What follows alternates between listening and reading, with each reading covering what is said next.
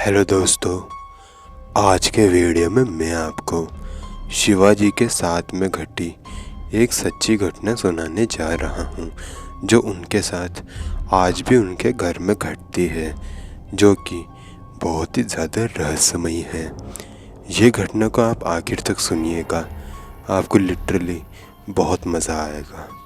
और अगर आपको हॉरर स्टोरीज़ और मिस्टीरियस स्टोरीज़ सुनना पसंद है तो आप मेरे चैनल कार्तिक वन को सब्सक्राइब भी कर सकते हैं।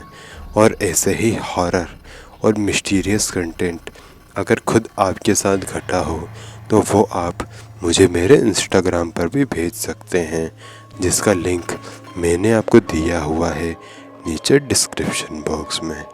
और अब आते हैं कहानी पर, और अब आगे की कहानी मैं आपको सुनाऊंगा शिवाजी के पॉइंट ऑफ व्यू से।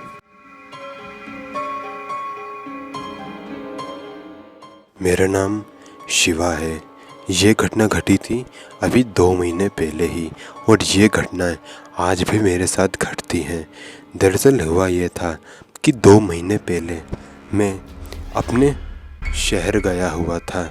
शहर का मतलब ये है कि मैं अपने घर से ज़रा मेन मार्केट में गया हुआ था।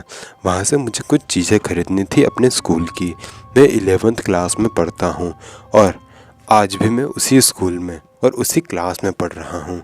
मुझे अपने क्लास की कुछ चीज़ें खरीदनी थी, इसलिए मैं मार्केट गया था।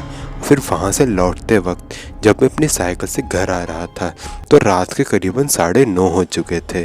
मैं जिस रास्ते से आ रहा था वहाँ पर मुश्किल से 1-2 गाड़ियाँ ही गुज़र रही थी। जब मैं अपनी साइकिल थोड़ी आगे लेकर आया तो मैंने देखा कि सड़क पर कुछ नींबू और बहुत सी मिर्चियाँ पड़ी हुई थी।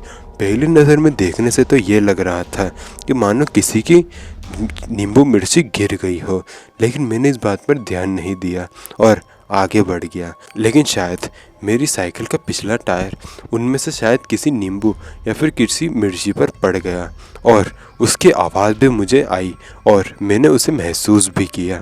फिर मैंने मेरी साइकिल रोकी और जब मैंने पीछे पलट कर देखा तो मैंने देखा कि एक नींबू जो मेरी साइकिल से एकदम पिचक चुका था।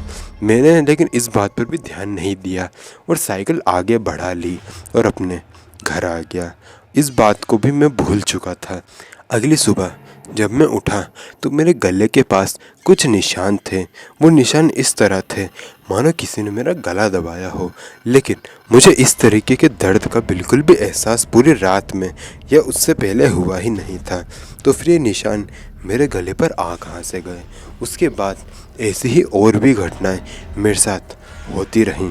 कभी कभी मैं जो लाइट अपने कमरे की बंद करके आता था और जब मैं वापस जाता था तो वो लाइट चालू होती थी, और कभी कभी मैं अपने घर के दरवाजे बंद रखता था और वो अपने आप ही खुल जाया करते थे। ऐसी ही बहुत सी घटनाएं मेरे साथ हुई, और कभी कभी मेरे शरीर पर अजीब से मार्क्स देखती थी। मेरी माँ ने मुझे बताया है कि मेरे शरीर पर न जाने कहाँ से बहुत ही अजीब अजीब से मार्क्स आ जाते हैं।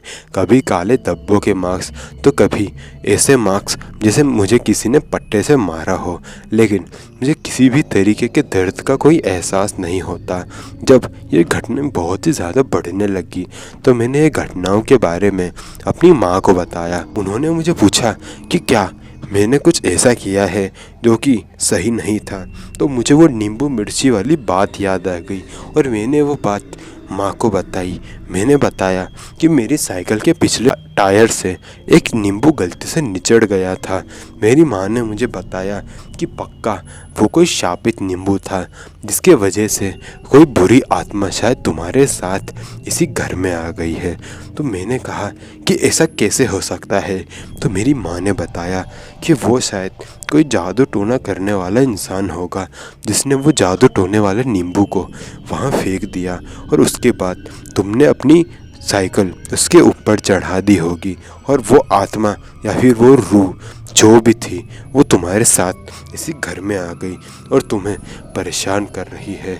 मैंने मेरी माँ से इसका सल्यूशन मांगा तो उन्होंने मुझे बताया कि मुझे हमेशा एक ताबीज़ बांध कर रखना होगा, जो कि मैं अपनी ज़िंदगी में कभी भी नहीं उतारूँगा। अगर मैं ये काम करता रहा तो वह आत्मा मुझसे दूर रहेगी और मुझे परेशान नहीं करेगी। लेकिन कभी कभी मुझसे अगर वो धागा उतर जाता है तो वह आत्माएं मुझे आज भी परेशान करती हैं और वो आत्मा आज भी मेरे साथ उसी घर में रहती हैं और मुझे महसूस भी करवाती हैं कि वो मेरे आसपास ही हैं। लेकिन अब वो मुझे ज़्यादा परेशान नहीं करती।